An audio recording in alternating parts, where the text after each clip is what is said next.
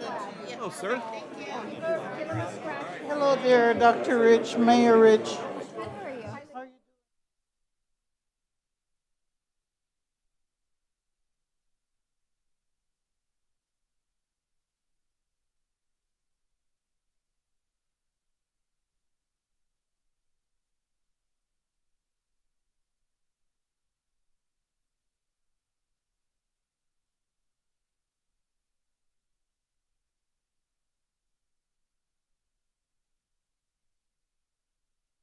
Meeting to order, and we'll all stand and pledge allegiance to the flag. Thank you.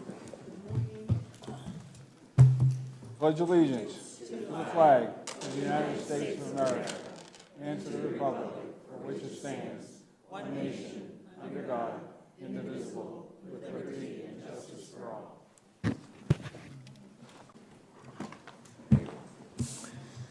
Okay. I think we start with introductions. Introduce yourself. We'll start with the county and work our way around the room. Elise Elder, Acting County Attorney. Good morning, Stacy Hetherington, District 2 County Commissioner. Sarah Hurd, County Commissioner. Blake Capps, County Commissioner, District 3. Don Donaldson, County Administrator. Good morning, Michael Main, Superintendent of Schools. Shirley Roberts, School Board. Marcia Powers, School Board. Amy Pritchett, School Board. Jen Russell, School Board. Dr. Brian Moriarty, Martin County School Board, District 5. Tony George, School Board Attorney. Taryn Krista, Village Manager for Indiantown. Carmine DePaulo, Village Mayor for Indiantown. Angelina Perez, Council Member. Taylor Simons, Assistant Village Attorney for Indiantown. Mike Mortel, Stewart City Manager. Eula Clark, City of Stewart Commissioner. Campbell Rich, Mayor, City of Stewart. Good morning, everyone. Laura Giobbe, Commissioner, City of Stewart. Lee Baggett, City Attorney. Okay, thank you. Do we have any opening comments from anybody? No? Any public comments? No? No? Okay, agenda items, Public Works Project for Keith Baker.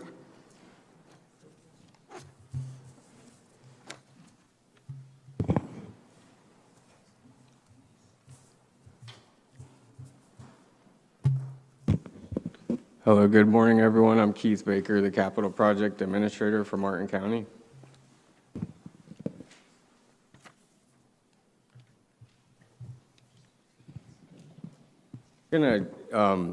Typically we run through pretty much all of our projects this morning. Going to change the format a little bit since we had a meeting just a couple months ago and just highlight a few projects. So recently we started construction of the Charlie Layton Park improvements. The park and boat ramps will be closed until summer of 2026. At the bottom of the slide here, you can see some alternative ramps that could be used. We just have some photos of the construction. There's some floating turbidity barrier and staged equipment at the park. Here's an overall site plan of the improvements, just to point out some key features. We're going to increase the number of boat parking spaces and regular passenger car parking spaces. And then we're replacing the boat ramps themselves, and there'll be a pergola area along the water side. Next project to highlight is the Port Salerno Peninsula improvements. This consists of a lot of drainage improvements. Sidewalk replacement is mentioned for if there's broken sidewalk or sidewalk that doesn't meet ADA requirements, we replace that. This is coordinated with the utility department. As part of the project, we installed low pressure force main throughout parts of the neighborhood.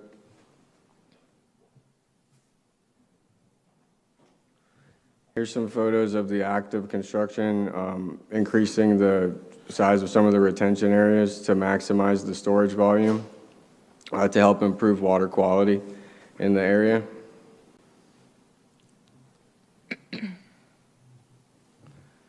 Next up is one of our resurfacing projects in Jensen Beach. is Leilani Heights improvements. We have some nice before and afters. JW Cheatham was our contractor, and they did a very nice job with the resurfacing project. Here's a couple more photos of the job. Here's those were in construction, so to highlight one that's currently under design in the Hobe Sound area. The Sun Trail project is a really cool project, a joint effort with FDOT to construct a 12-foot multi-use trail to connect Jonathan Dickinson Park to Sea Branch Preserve State Park. Here's a couple renderings.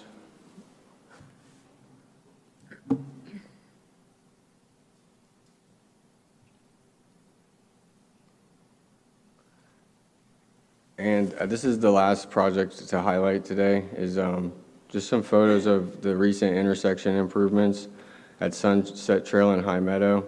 They converted it from a regular three-legged intersection to a roundabout.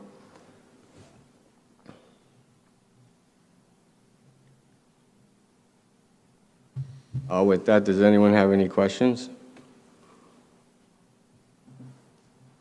All right, I'll turn it over to John.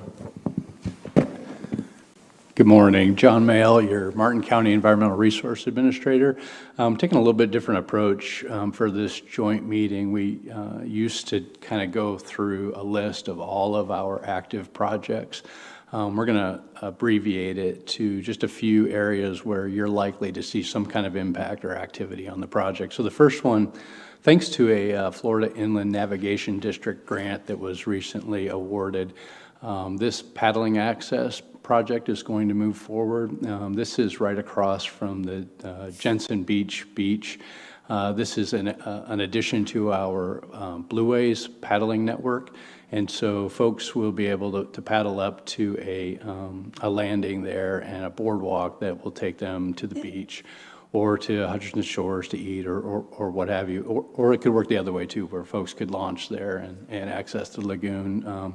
It's paddling only. There'll be a little cheeky hut about halfway through that boardwalk system.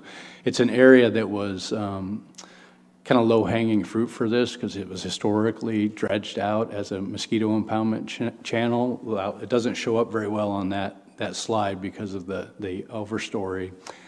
There's a fairly established channel there, and there were some exotics that really had impacted the area. So as we cleaned up the exotics, we saw that there was an opportunity there, and now it's funded. So that you'll start to see some construction activity on that in the next few months.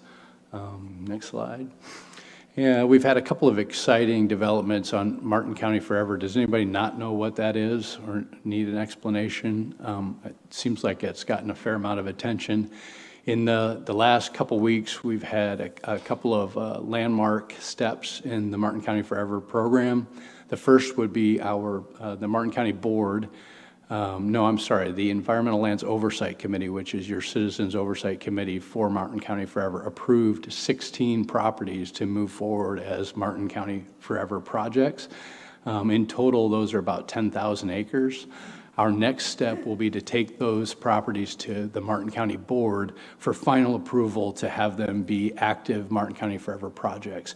Then your staff will go to work on due diligence, negotiating agreements, and establishing partnerships to acquire those properties. A couple months ago, the board approved the first two Martin County Forever projects, and one of those, I believe, we're closing out shortly, and it's an additional 1,000 acres, more or less, in Palmar. And the other one, we had kind of a notable event on Tuesday morning. The governor and cabinet approved a conservation easement for Barbie Ranch, which is 1,600 acres of pristine, stunning natural area out by the C-44 stormwater treatment area. Plays a critical role in our natural lands component of Everglades restoration. Chair Hurd was able to be there for that with the governor and cabinet, and it's something we've been working on for years. It's a partnership with Florida Forever, where they are going to do the closing. on a $17 million easement on this property, and the county is going to commit $5 million from the Martin County Forever sales tax. So super exciting, and lots more exciting things to come with this, where we kind of permanently move the needle for ecosystems. Next slide. So this is an ongoing project, but it's going to go through a notable change. In Indian Riverside Park, we've been doing a resilience project where we're hardening the shoreline and putting in some living shoreline components to that. We're moving offshore now as we've kind of finished the shoreline work, and you'll start to see some activity in the lagoon as we build a series of offset breakwaters that will help to preserve that shoreline, and it'll also encourage We'll get that taken care of. it's more interesting, I'm sure, more productive anyway. So those breakwaters will help to encourage oyster growth and accretement of sand behind them, and so it'll make the habitat more suitable for seagrass restoration. We'll follow that up with some seagrass plantings to make sure that fills in well. And I think that was all I was going to mention today, so if there are any questions, happy to take them. Questions? Go ahead. So to date, how much money has been raised from Martin County Forever? We've collected about $12 million in receipts. It's about a 3-month lag between when they're collected and when the state sends them over. As of yesterday, it was about $11.7 million. And how much has been committed by the commission so far? You mentioned the $5 million. About $12 million, but we won't close on Barbie Ranch until probably January or February. And then what is the total cost estimated for the 16 properties? That's a challenging question to answer because we haven't really started due diligence on those properties. We've just got them qualified to participate in the program. So now we'll start doing appraisals, conversations with the owners and our partners. So it's pretty tough for us to put a number on it. Okay, thank you. It would be many times our collection ultimately, so it requires partnerships to get a dent in that entire list. Thank you. Okay. Any other questions? Okay, thank you. Thank you. Okay, next up is City Utilities and Engineering Projects.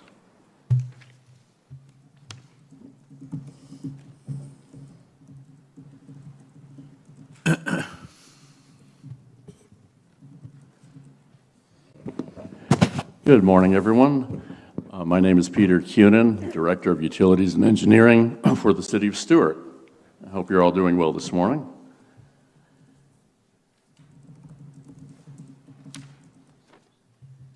All right. So I have a few updates for you on some of the ongoing projects at the City of Stuart. First will be our transportation projects.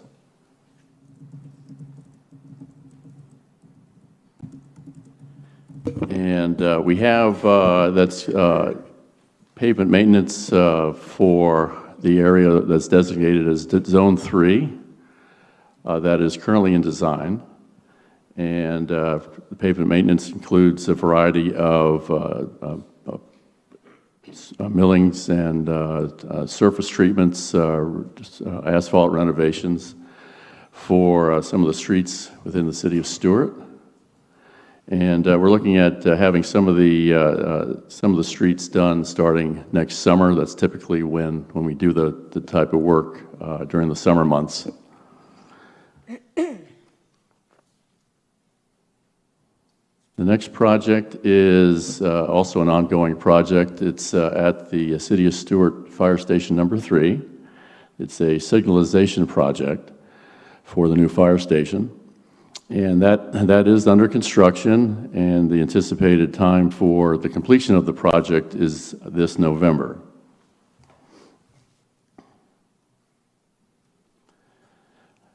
Onto our utility projects. We have a lift station project. It's our Conquistador lift station. It's a rehabilitation project that is also under construction. And it's going to be a rehabilitation of an existing lift station with upgrades to the electrical control panel. The wet well is going to be rehabilitated. Piping is going to be changed out, and odor control will be installed. The anticipated timeframe for the completion of this project is March of 2026. Also in construction is the installation of fire hydrants along St. Lucie Boulevard. We have a total of 6 fire hydrants that are going to be installed, and it's underway right now. We're looking at the completion of this project in December of this year. And then to our facility projects.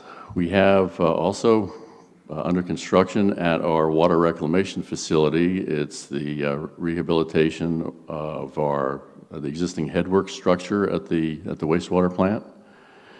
And that is just doing some upgrades to the headwork structure itself, redoing some of the equipment inside the headworks, adding coatings inside the headwork structure as well. Also odor control, just doing a change out of the existing odor control system that's in place. The anticipated timeframe for the completion of this project is this coming January of 2026. And then the Veterans Memorial Park project, the amphitheater project, is also currently under construction, with the construction of the amphitheater in Veterans Memorial Park. There's also landscaping upgrades, putting in pavers. It's going quite well. It's under construction. We're looking at the completion of this project in March of 2026. And so with that, it's a kind of a brief update of where we're at with some of our projects at the City of Stuart. And are there any questions that you may have at this time? Well, thank you very much. Very good seeing all of you. Thank you. Okay, next we'll have the Village Utilities of Indiantown.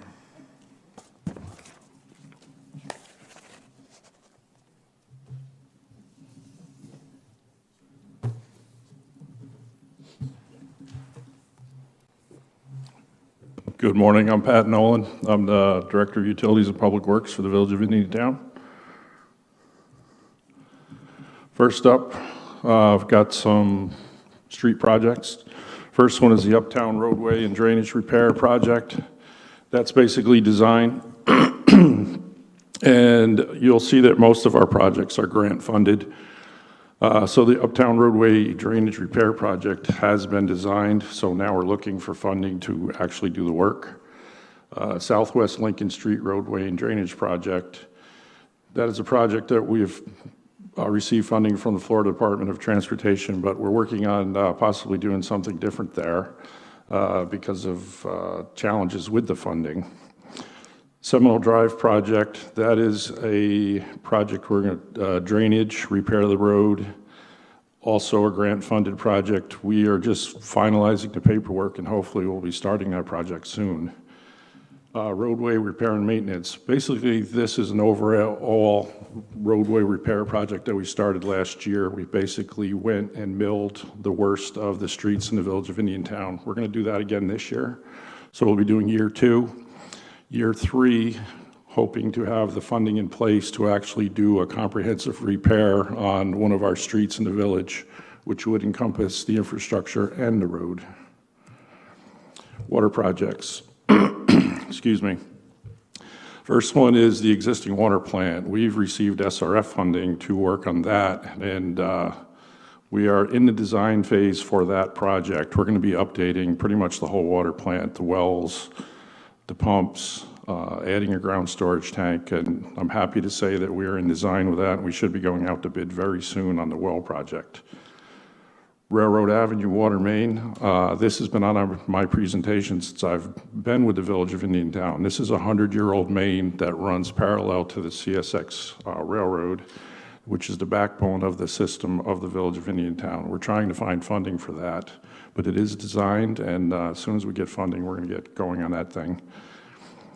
12-inch water main looping project. That was a project that was funded from ARPA funding and Martin County Fire Department. That project is pretty much complete. We're just waiting for some final approvals from the FDEP, and that's going to be online. 151st and Osceola Street, also another project that we're looking for funding. You know, you're hearing a recurring theme here. We're looking for funding. We have a lot of projects that we'd like to do in the village. It's just a matter of getting the funding and then getting to work.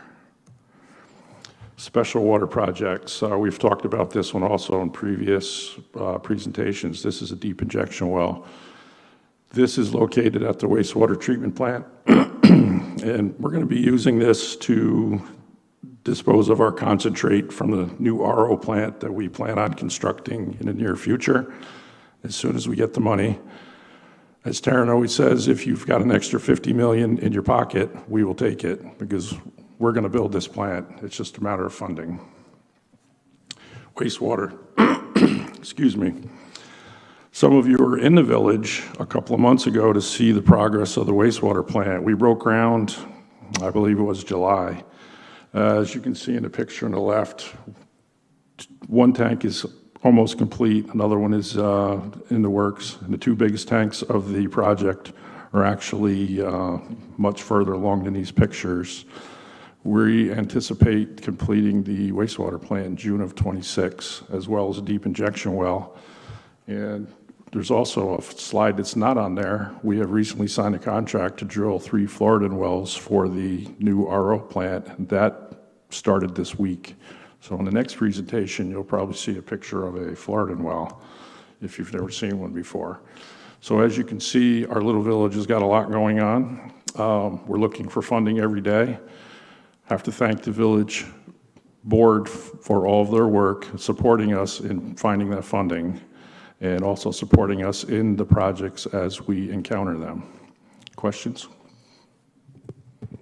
Also, if I can add, Pat, we have our village engineer, Tom Jensen, with us. Tom actually works for Kimley Horn, but he's a really important part of all these projects and putting together our capital project program, so I just wanted to recognize him. Absolutely. In the previous presentation, you know, they have a capital improvement project administrator, and I leaned over to Tom and I said, "Oh yeah, that's you." It goes without saying, everything that you see in these slides, it's not just me. There's a team, and Tom's fingerprints are on everything that we do in the village of Indiantown. Okay, questions, Commissioner? Go ahead. As I had a question about deep injection wells, can you explain a little bit about what they're for and what goes in those? The deep injection well that we're drilling specifically is for the concentrate for the new RO plant that we will be building. You have to have some place, and what we're disposing of is just the natural constituents of the water that we pulled out of the ground from the Floridan wells. The Floridan wells are comprised of brackish water, and there's a lot of minerals in that water.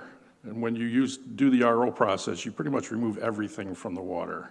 There's nothing left in water that comes out of an RO plant. So you have to dispose of that, and you have to dispose of it safely. You also don't want to do anything to the aquifer.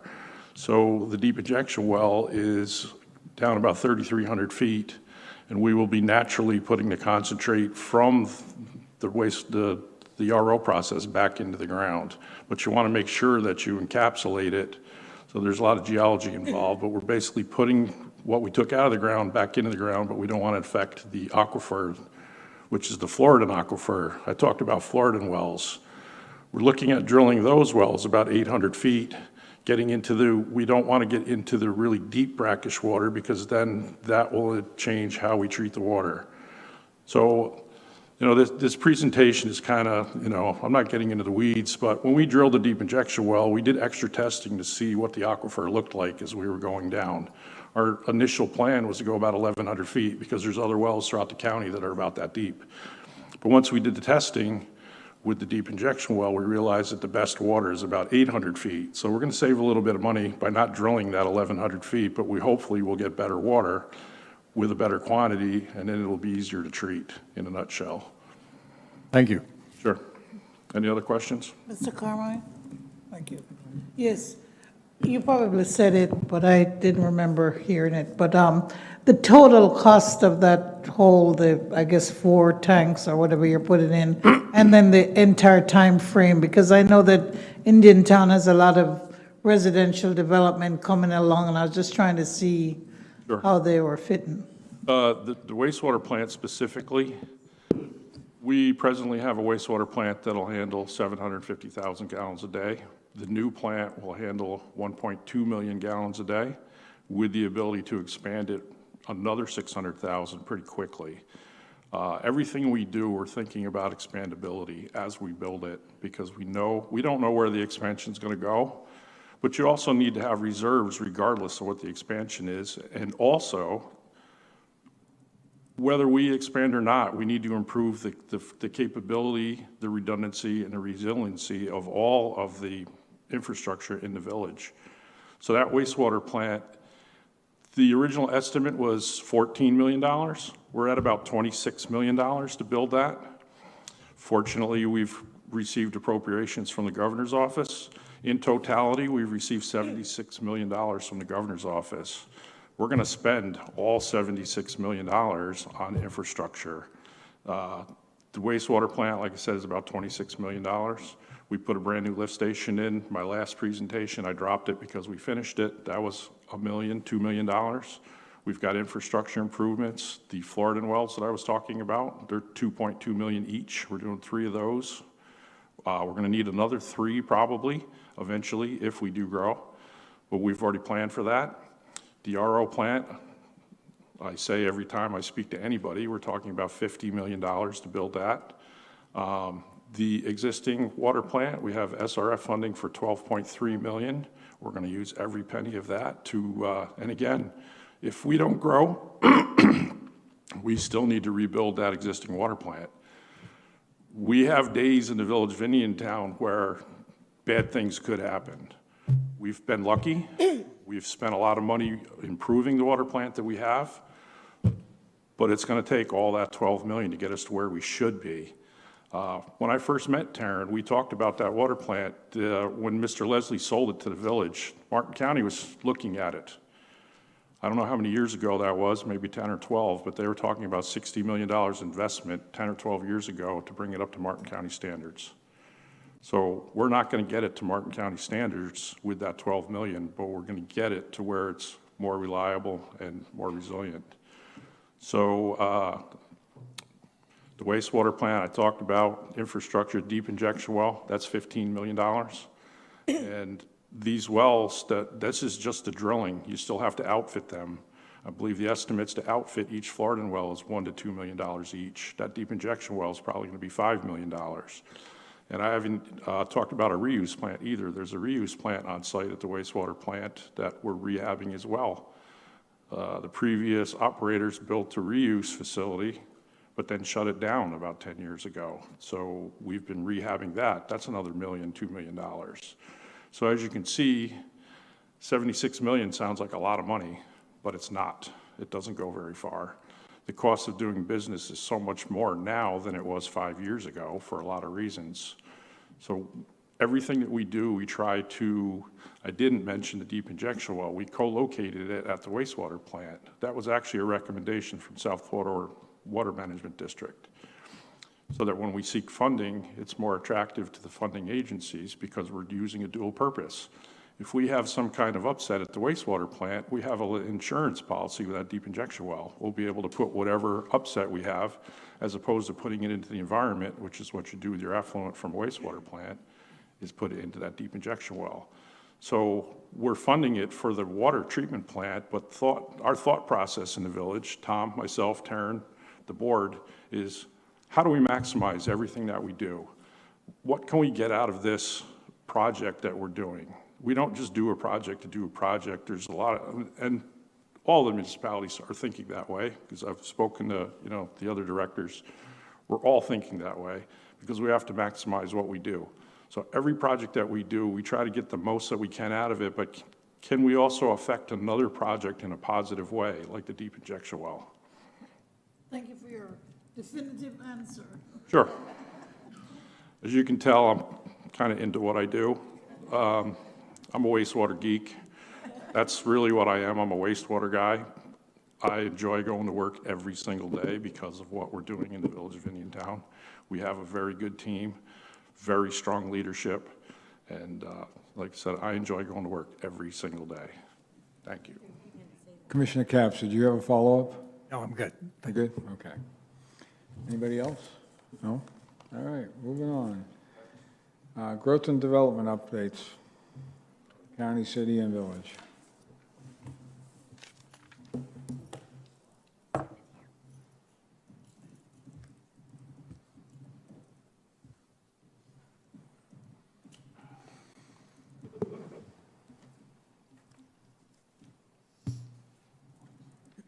Good morning. I'm Samantha Lovelady with the Growth Management Department. Oh, boy. I was not expecting that.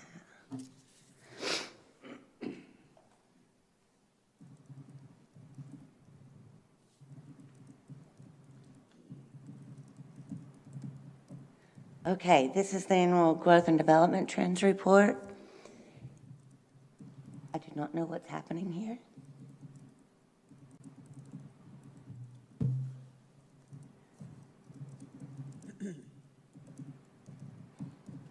Okay, we finally got the 2024 estimates from Bieber. We got those in August. I'm trying to show them to you. And they were late this year, coming out with the numbers, but we finally got them.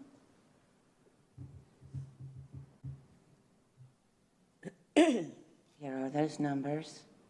If they'll stay there, no. Don't click it off yet. Do what?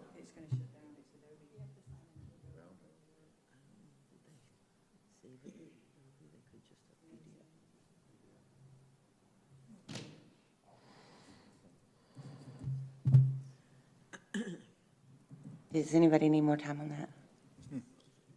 Close. Click behind it.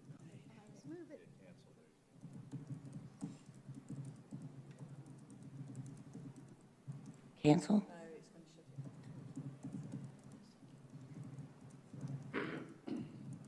Oh, here?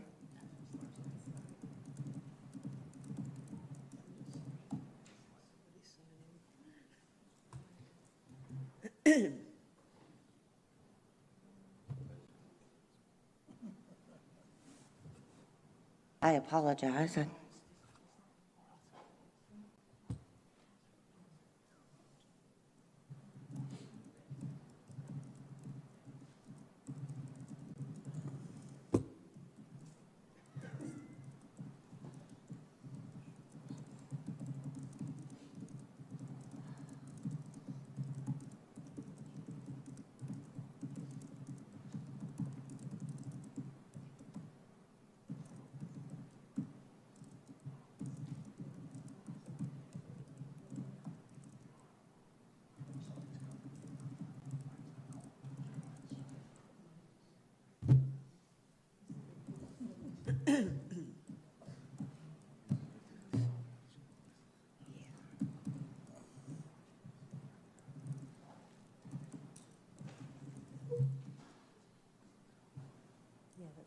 Never done this before.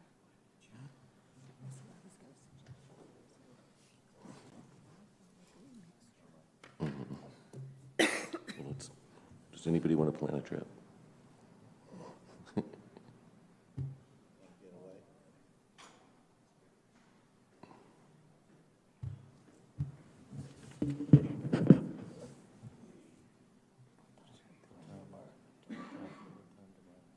think it's 10. Oh. Oh. New Monrovia Park. Go to there, click on the Go on Facebook. This one. work, yep. The project lift I apologize, everyone. postponed. Oh, You should be getting an email, but I'm just letting you know. I'm sure you've informed Nina of that. I just found out right now. Oh, okay. When was it? Next Thursday. I don't have it. It's in your email. Oh, okay. I just scroll down. What, Can you look up the New Monrovia, Yeah, it was. Bahamian Festival and tell him when he has to be there? Okay, now. There's a parade in the morning. Okay, here are the new population figures that came out this August.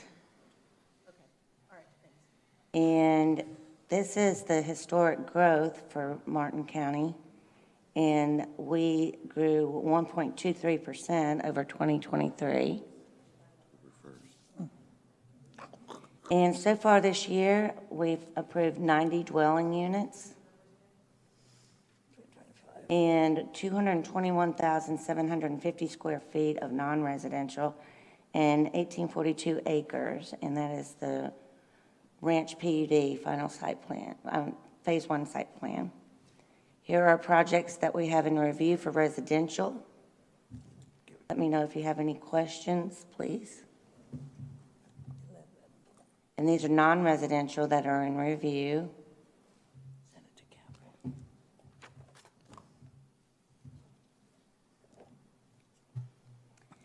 And so far this year, we've issued 470 residential permits. And that's the end of March. Yeah, you want to just roll up to mine? I'll just, it's one page. Yeah.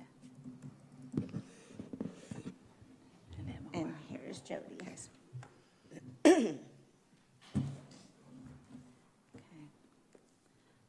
Good morning. My name is Jody Kugler. I'm the Development Director for the City of Stewart.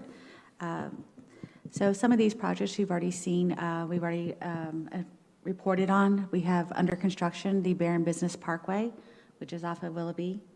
That is flex office space and industrial. We are proud to announce that Project Lift is finally under construction. So this was a grant program through our CRA, and we actually purchased the property, and is now under construction. Zen Auto is a property that's located at 924 Southeast Dixie Highway. This is just a small 6,000 square foot commercial building that's under construction. And it does say that Popeyes is under construction. However, that is it is still in review. This is next to the Windermere by the LA Fitness. We don't have any residential right now to report, but we do have non-residential that are under review. We have a Bayview Southern Construction, and this site you're probably familiar with is located at the corner of Southeast Indian Street and Southeast Commerce Avenue. This is a vacant property that consists of about 9.43 acres, and the application is to amend the existing site plan, the plan development, and plat the property. We have two Coffee Rush sites, one located at Walmart off of Federal Highway that's being proposed, and the other one is located Baker Road Publix. We also have the Barn Theater. They're looking to do some expansions to the site. Those are currently under review. I am happy to announce that our City Commission did approve the Seacoast Bank headquarters at their meeting last week. It's a very exciting project, and we look forward to working with them further. Have any questions? Thank you. Questions?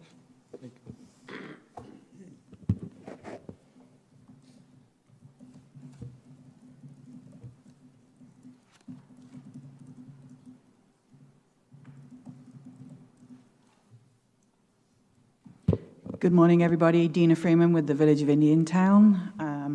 Happy to be here to present the latest information from the village. What we'd like to start with is, as we've got the opportunity to provide information on our website, we're in the process of improving the GIS mapping system. Information is so powerful and helpful to the community within Indiantown and beyond Indiantown. So we thought, let's start with some fun information. So we've been working with our GIS expert, Michelle Jett, and Lucia Mendoza, have both been working really hard.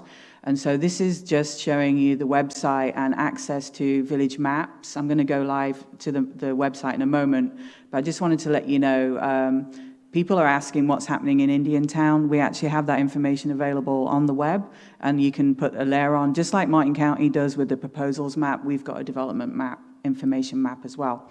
So this, when you click on the maps, it comes to the municipal boundary of Indiantown. with the boundary depicted in red. And we've got some other developments in mapping that also shows in relation to Martin County's land use and zoning coming up. This is an improvement to the website. It's not gone live yet, but we've got a lot more layers that we're providing. We're aiming to be as good as Martin County when it comes to your GIS mapping. So we're using a lot of the information from the property appraisers, and you can see on the side here, and I'll show you in a moment, but we've now got active businesses, we have development projects, PUDs, the zoning and land use, but we also now have Martin County's land use and zoning as well, which is really helpful when you're looking at. So this is what it looks like right now in terms of addressing. Even this has revolutionized what we do in Indiantown, just being able to click on and know.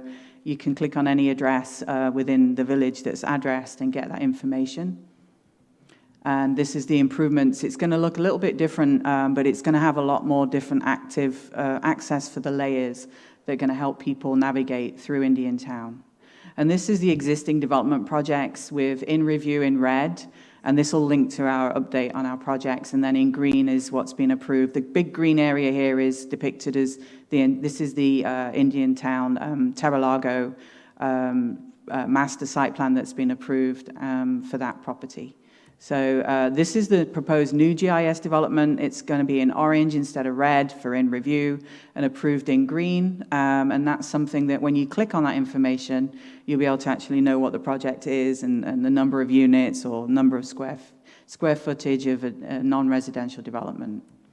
And this is the existing, what we've done here. It's been really helpful. Oops, let's go back. It shows the existing zoning in relation to the boundary and also all of Martin County, which is really good when you're doing analysis and looking at what we got adjacent to when you've got any proposed annexations or any land use changes coming in.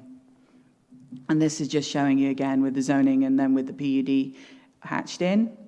This is really cool in that we've now got the Marty bus route information or route information, and you can actually live click on that and see where the bus is in Indiantown. Access to public transport is so important to Indiantown, so access to information.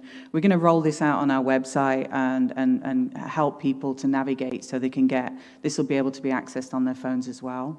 And this is the active business information that's going to be improved on the website. We're about to launch this in the next few weeks and change the website dramatically.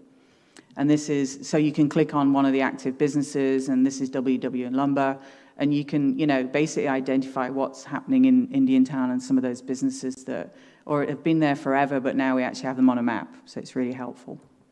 And this is, again, looking at Martin County and the historic layer. You could go through timelines. This is imagery that's called Wayback, and you can slide across. And this one is River Oak, which is a 131-unit development that's been approved for single family. And this is it if you go back in time, just not that long ago. And that's really helpful for seeing the changes, especially with some of these big developments that are coming in. And it makes us feel proud that you can see what's actually happening on the ground. So again, there's a lot more information out there on our website for people to look at. The reason we're here today as well, obviously, I was going to go to the website, which is down here really quick, and just to show you. So village maps, and then you basically have the information that comes up, and then right now for proposed developments, we've got this development projects layer that comes on, and then you can click on, that's Terra-Lago, and you basically, any that's in review, like this is the Indiantown Technology and Commerce Park, and we've got basically lots of different projects that are in review or have been approved.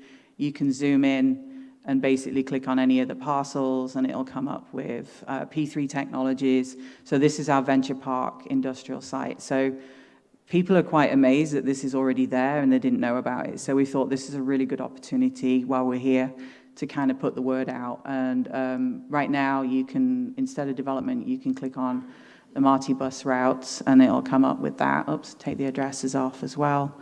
And you zoom out and basically it comes up with the information. And the Marty bus route too, they're over here. So, and you can click on those at any point and it'll tell you where the bus is at. So it's really helpful. So I just wanted to go through that and then back to the presentation. Got to find it again. Hold on a moment. I think I got this click back through. So we've got a summary of the developments that are happening. I've just highlighted the ones that have changed. All the others that are still there are under construction, approved for building permits, or in the building permit, navigating through the pass and fails of reviews of building permits as they're building out there. The Dollar Tree is actually, we're very close to CO, and they've just handed over the keys to Dollar Tree, the property owners, just in the last day. So they'll be taking over and completing the build out off of Warfield Boulevard. So that one is very close to CO. The rest of the projects are underway right now in terms of build. TA Estates is the 22,600 square feet. That right now, if you went out, they're actively in construction. Grindhard is about to do a job fair for their opening of their manufacturing building in Indiantown. So that's something that people should look out for on websites, because there's some really good job opportunities. And then Indiantown Upcycling Facility, this is the former juice plant, and just to let everybody know that Cedron Technologies they've submitted and they're about to resubmit 62,990 square feet it's a really good effective reuse of an old juice plant, defunct property that is being spearheaded by the Indiantown company with Gary Hendry's team. I think we're up to at least 17 companies right now on that property. It's unbelievable how many different businesses are actually there and successfully operating every day. And then we've got Yellow Pine Trusses is just under construction right now for manufacturing roof trusses. And Cedron's a really good synergy. It's a really good location because it's heavy industrial. So we're very happy with that proposed new location. We're pending a resubmission, and they're very close to approval. We've got a non-residential, this includes Silver Fox. We've got 2,262,749 square feet. Non-residential that's under site plan approved or under construction built is 193,973 square feet. And we do have a lot of other active inquiries regarding a multitude of industrial and residential development within the village. Residential development, all of these, Terralago, the changes are that they're in the active building permit stage. I believe there's over 70 building permits being processed to date in our building department, and I need to say a very good thank you to the Martin County Building Department and Josh Ney in particular, who reviews a multitude of our permits and comes in every day, either him or another one of his colleagues, and is helping out Indiantown with the building permit reviews. It's working really well. It works incredibly hard, even on weekends. So we're very happy with that. And then a new project, all the others that are they've been in review, they're under construction. Heritage Park is the former FEMA site, and the change with that is they've come in with a couple of additional units. It's been to development review colleagues, which is like the Growth Management Development Review recently, and they're very close to approval on that. They are utilizing a previous site, so in terms of water and sewer, the analysis and the capacity was completed by Tom and Pat in the back there on behalf of the village, and the capacity is, they determined that it was available based on what was already there and approved previously. We've also got the plat that's come in on the back of the site plan. We have a project called JPI Indiantown. We've had a DRC meeting. This is where we're getting into that capacity challenge, and we're working, Tom and Pat are working actively with their engineer and the property owner to try and identify solutions. They may be looking to do individual wells as a temporary fix. It's subject to approval by DEP in South Florida and by the village. They may be doing that with a view to then having to hook up to the available water when we get the capacity fixed with all of these improvements in our utilities. So we're working actively with them right now, but that's where we're getting into challenges with our reservation of capacity and not being able to issue site plans without the water being addressed. We've also got another project that's going to be at the Development Review colleagues next Wednesday for a pre-app. It's called Hendry Ridge off of Southwest Farms Road. It's a pre-application to propose 443 units, including single-family townhome and apartments. They're going to be told that they're going to need a land use amendment in order to be able to accommodate apartments in that area of Indiantown. So we're preparing the staff report for that right now. And then Citrus Grove, applicants preparing to come in with a land use and a zoning and a PUD. I believe, again, they're going to be solving the water issue with the well as a solution, or their own water plan, water facility. We've got other people that are coming in, looking at developments, and they're actively looking at contributing towards the improvements for water, knowing that we can't move them forward without that being addressed. So the total in the master site planning, including Terralago, pre-applications recently added is 4,562 units, but what's actually been approved and under construction or in the building permit stage is 1,528 units, including the Terralago. Phase 1A and 1B is 808. So we've also got, we've continued to have one annexation application in with a comp plan amendment and a concurrent zoning change from Martin County agricultural to light industrial. That's still under review with staff. And that's the location of property that's requesting for annexation. And that's the end of our presentation. So I'm happy to answer any questions. Hi, Dina. I'm sorry, Ms. Freeman. Good morning. Good morning. I have 3 questions. On your land use designation, when you put up, I think, one of the ridge and something else, you had one for TH and then one for TWH. Is there any difference, or is it all just still Could be a typo, yeah. It should be townhomes and single-family and townhomes, multifamily, yeah. And what's a TWH, still townhomes? Oh, it should be townhomes, it's just a typo. Okay, that's fine. I created a new acronym, I don't know what it means. Okay, that's fine. Okay, and then I haven't been out there lately. Did the Publix ever get built out there? No, but they're actively trying to help with that. And Taryn? They're currently asking us for information that we're providing relative to growth. Okay, fine. Third, what is the relationship with the Marty bus and go from Indiantown to Stewart, and is there a potential for Indiantown to Palm City? I don't know the answer to that. I'm sorry. I know, that would be but like an I know MPO. that it's a county issue, but because I've seen people trying to raise funds or do something or trying to improve the relationship with a trip to Stewart, so I was just wondering. Maybe it's a county issue, but. Yeah. Open to any discussions and any opportunity to improve public transportation for Indiantown. A lot of people walk and they bike and they share cars. They're carpooling for school and the school buses, and then they rely very heavily on public transport as well. So whatever improvements can be provided, it'd be great. Okay, no problem. Thank you. Thank you. Any other questions? Commissioner Cabs? Yeah, I wondered if you could comment a little bit more about the proposed data center and whatever you're comfortable sharing about that at this point. And well, we have the one that's been for a pre-application for Silver Fox. We're pending them.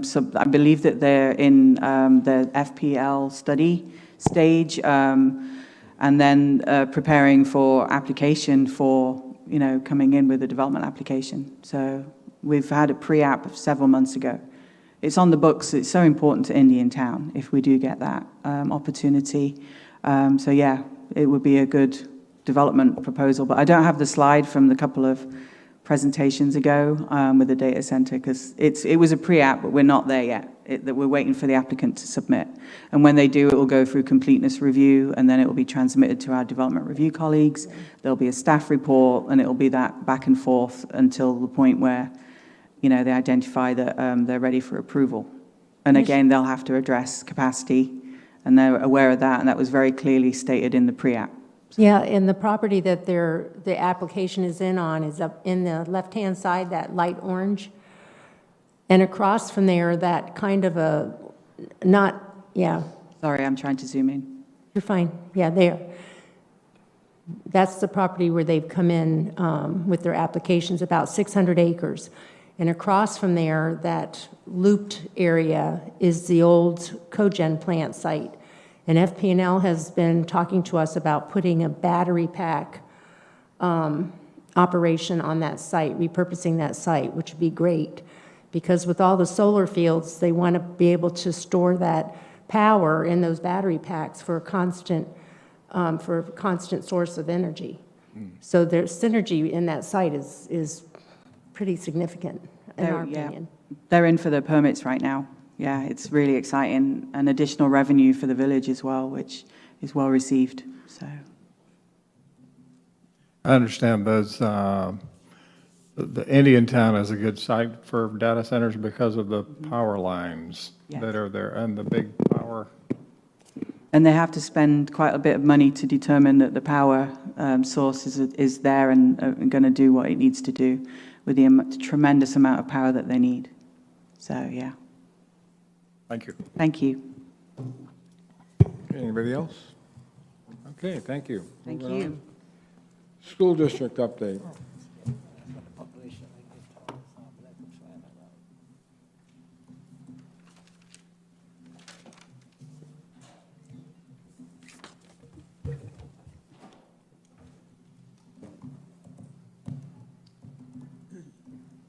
Good morning, everyone. My name is Derek Lowe. I serve as the Public Information Coordinator for the Martin County School District. Here before you today just to start off with some exciting news that each one of our 3 Martin County School District high schools has been named a best high school by U.S. News and World Report. We achieved this last year as well. In order to be named a best high school, each high school must be in the top 40% in the nation. However, as you can see on the screen, our high schools have gone above and beyond as usual, each ranking in the top 25%. There are 18,000 high schools roughly that are graded and evaluated each year. And these rankings are based on academic performance, graduation rates, and college readiness scores. So here you can see the rankings for each of our 3 respective high schools. Jensen Beach, 133rd in the state, up from 144 in 2024. Each of our high schools did progress year over year, as you can see. Martin County up to 230 from 233 in 2024, and South Fork High School also making a small jump as well. Again, all in the top 25%, but some of our high schools even ranking as high as the top 16% or the top 11% in the case of Jensen Beach High School. So I just wanted to share that, start off with some good news, and make sure that everyone's aware that we're going to continue building on our successes. Thanks. Can I ask a question? Absolutely. What is the census at each of those high schools now? In terms of the population at each, one moment.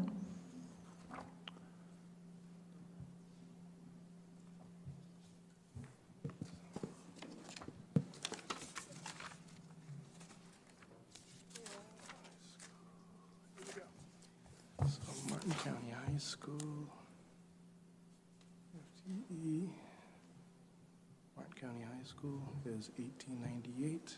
Okay. So Martin County High School is 1,898. South Fork is 1642, and Jensen Beach is 1587. Thank you. You're welcome. Thank you. If nobody else has any questions, I'll pass it along to our CFO, Mr. Carter Morrison. Yeah, absolutely.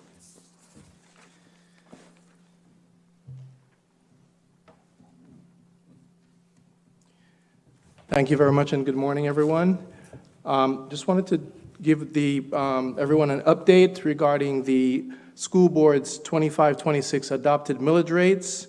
As you can see from the slide, in 24-25, the school district adopted a millage rate of 5.75 mils, which is broken down between the required local effort, discretionary operating, additional votage millage, which are classified as operating millages, and we also have a capital millage of 1.5 last year. As you'll see on the slide, the adopted millage for 25-26 is 5.177 mils, which is roughly about a half a mil, a little over half a mil in comparison to the prior year. What we wanted to do was to show you In comparison also to the rollback rate, what we did this year was we were able to reprioritize our budget without affecting any named projects. In the capital budget, we were able to reduce our capital budget to the extent you will see that the capital budget at 0.95 is less than the rollback rate of 1.371. So overall, we were lower than the rollback rate by about 1.47%. We feel that we're very thankful, actually. Just like to take this opportunity to thank the voters of Martin County for approving the sales tax millage, which has had a significant impact on our capital projects. As everyone is well aware, that we have completed the Jensen Beach Elementary as well as the Palm City Elementary projects. Oops, sorry. Here I have a pie chart that shows the prior year. If you look at the school capital in the top left-hand quadrant, you will see that's about $57.4 million. Through the reprioritization and lowering of the millage this year, we were able to bring that down to about $40.4 million. In essence, when you look at the total proceeds for 2024-25, we remained essentially level funded at $220.2 million. And then the pie chart on the right shows roughly the same number at $220.2 million. Just want to make a note for those who might be watching and are not really familiar with this, is that the school capital outlay does not pay for your operating expenses, only the additional voted millage, school discretionary, and the school general fund. That pays for the salaries and benefits of our teachers and our operating expenses. So from a taxpayer perspective, the adopted millage this year, taxpayers should see, dependent upon their situation, either the same amount of taxes or maybe even a slight decrease in the millage going forward. If you look at the bottom section of the chart, you can see, again, the millage going from 57.4 down to about 40.4 million, and operating actually went up a little bit. Again, the tax roll did increase, which is offset by the required local effort. So with that, I'll take any questions. If not, I'll turn it over to Mark. Thank you.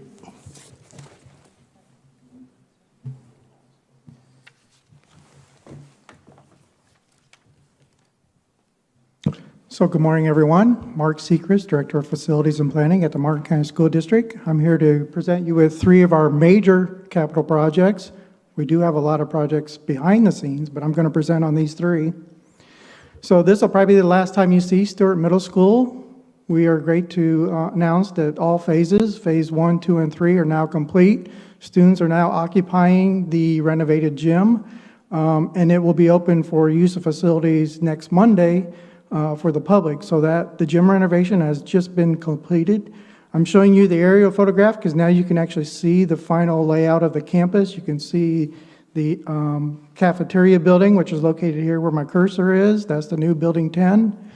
We now have a new play field for the students. We have a new play field back here for the students. We actually have a new play court here, which is right off of the gym complex that we just renovated. And we do actually offer access from the boys and girls to our play courts through this walkway here. With this project, we have a new building number 1, which is the admin on the first floor and media center on the second floor. But in building this building between the old building, which was located here, and the 2-story classroom building, we were actually able to extend the car line double and the parking double for that area on Georgia Avenue. But as I stated, this is probably the last time we'll be presenting this project. The project is now going through a closeout process. The buildings are fully occupied now. And I will say we're at the beginning steps of a cultural change at this school. The kids are now excited about going to these buildings. We actually repainted the whole campus, so the campus is cohesive as a campus now in building colors and aesthetics. So from what I've gathered, staff is excited, students are excited, so I think it's changing the educational environment at this school. Next up is Murray Middle School. I'm excited to announce that we approved the AIA contract for the architect in August, and the contractor, or the CM at risk, was approved in September. So now that project design schedule has started as of August. So we are going to go through the steps of designing this. So it'll go through schematic, design development, and then construction documents. And then at some point in time in the future, we will present the GMP for this project to the school board for approval. And then when we break ground at that point, but that's several months in advance, probably somewhere around 9 months to 10 months ahead of where we are now. But that project is currently on schedule, and like I said, we're excited that everything has started now. We are working on the design schedule. We will actually keep the principal informed, and we will keep the SAC committee informed as we progress through the design. And I will perform monthly updates to the board with this design as we move forward. The last project is Warfield. This project is now that I have Murray Middle approved, we will start the same process with Warfield. I'm in the process of creating the documents where we send it out to the contractors at risk and the architects, and we start the same process of getting those RFQs approved by the board, and then we get the contracts approved. And then once all that information is approved by the board, we will start that design schedule. So at this point, I can take any questions on any of the 3 projects.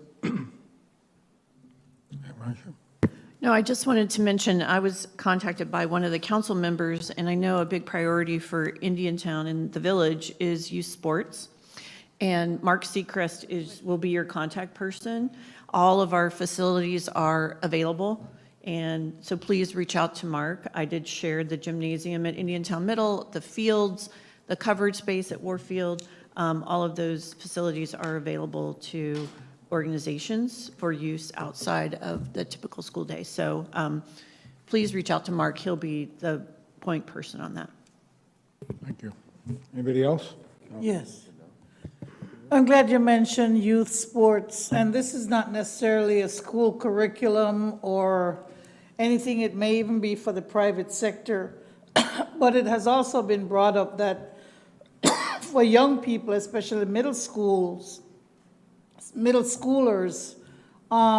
something like availability of another big skating rink or something in Martin County, because apparently these young people don't have some place to go or whatever. I've seen just comments around and people asking, and this might be for the private sector, of course, but anything that can be done, and I'm glad that organized youth sports is going on, but we just need to make sure that these middle schoolers always have an outlet in our community. So just wanted to bring that up.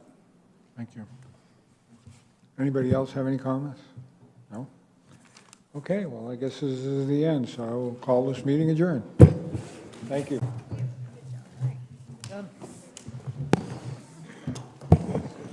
Please tell Heidi to come and invite people.